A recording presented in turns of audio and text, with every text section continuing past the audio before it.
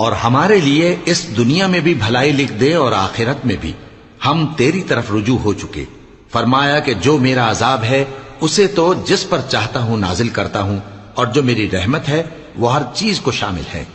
میں اس کو ان لوگوں کے لیے لکھ دوں گا جو پرہیزگاری کرتے اور زکوٰۃ دیتے اور ہماری آیتوں پر ایمان رکھتے ہیں، وہ لوگ جو اس رسول یعنی نبی امی کی پیروی کرتے ہیں جن کے اوصاف کو وہ اپنے ہاں تورات اور انجیل میں لکھا ہوا پاتے ہیں،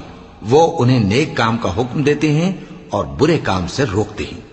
اور پاک چیزوں کو ان کے لیے حلال کرتے ہیں اور ناپاک چیزوں کو ان پر حرام ٹھہراتے ہیں، اور ان پر سے بوجھ اور طوق جو ان کے سر پر اور گلے میں تھے اتارتے ہیں۔ تو جو لوگ ان پر ایمان لائے اور ان کی رفاقت کی اور انہیں مدد دی اور جو نور ان کے ساتھ نازل ہوا ہے اس کی پیروی کی، وہی مراد پانے والے۔ اے نبی کہہ دو کہ لوگوں